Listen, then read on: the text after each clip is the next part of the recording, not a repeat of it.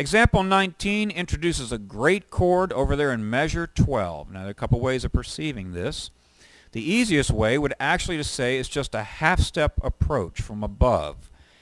You're playing along, let's just take it from measure 8 for example. You'd be on your 5, there's your 4, measure 9, 1 from measure 11. You've heard that all your life. All you're doing is 5 is your target chord, so you approach it from a half step above. Now you have some different chords that you can play in there if you want a jazzy sound. You can play a 13, you can play a 9 sharp 11, 7 flat 5. Those are all chords that will work for that flat 6 dominant chord. They're coming out of the overtone mode. You can consult your charts for that. And a really nice move is to play that F9 and simply move your 3rd, 4th, and 5th voices down and keep your 1st and your 2nd voices constant. So you end up with an E7 sharp 9 sharp 5. Nice voice leading. There's a flat 5 sub. We're going to get more of that later on. But that's what example 19 does. Now let's look at example 20. We've all heard the great tune Stormy Monday, live at the Fillmore, the Allman Brothers. This is introducing this ramp moving up with diatonic style changes. Now by that I mean your chords that come out of the major scale. Well, we have a few of them right here that don't really fit into a blues bag, but we use them. You can consult the chart. Let's look at example 20. I'm going to play the track, and we got some fancy stuff going on in the end, but I want to show you and let you hear it. Here we have a 1 chord, 4, back to 1. There's your 4. Now listen to this climb in the bass. There's your 1, 2, 3, flat 3, 2. Then your 5, 1, flat 6, 5. You notice how we have these minor chords moving up. I'm looking at measures 7 and 8. You have A7, B minor 7, C sharp minor 7, C minor 7. Now the whole idea was our target chord was the 2 chord, the 2 minor chord in measure 9. And we were coming from the 1 chord. So we just move up, the diatonic changes, chromatically come back down, just step up, step back down. I'll play along with this a few times just to show you some of your options.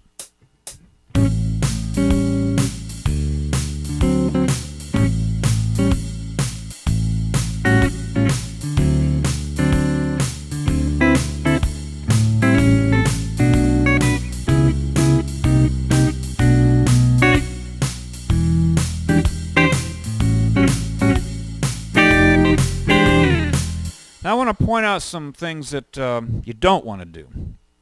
You're moving up here, and I hear this sometimes even with pro players and drives them up the wall. You're going along, you're going...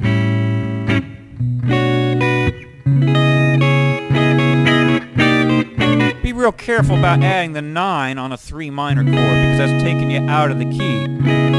You're hitting a D sharp or an E flat.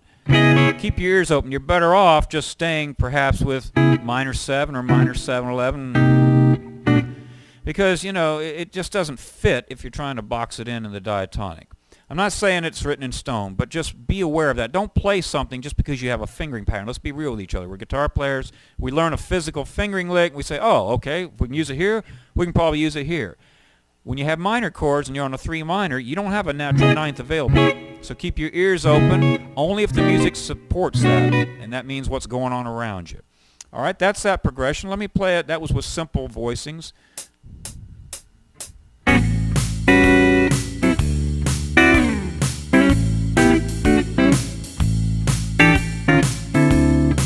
Now what I do right there, the bass did not support, because we got long tones, did not support that E flat move.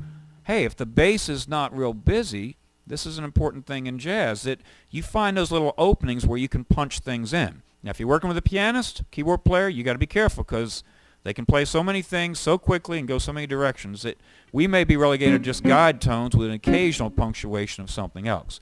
But try to play in some smaller situations all the way from solo guitar to duo with another guitar player or with a bass player or with a pianist, all the way up to the big ensembles. And it'll teach you how to function in all musical situations.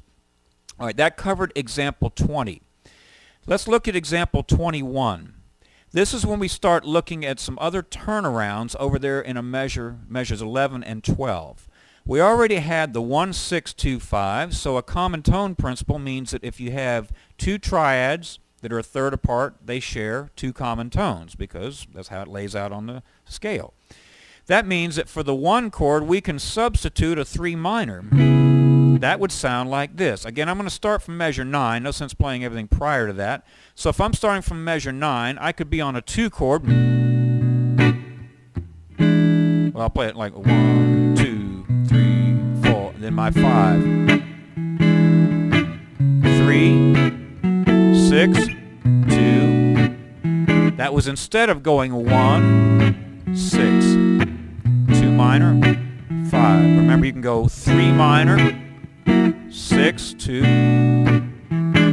And then remember that the 2 and the 3 chords, which are minor coming out of the major scale, can also be dominant. So here's where we have some more options. Example 23, or rather 22, we're playing a 3 dominant chord. So again, I'll start from the same spot. 5, 4,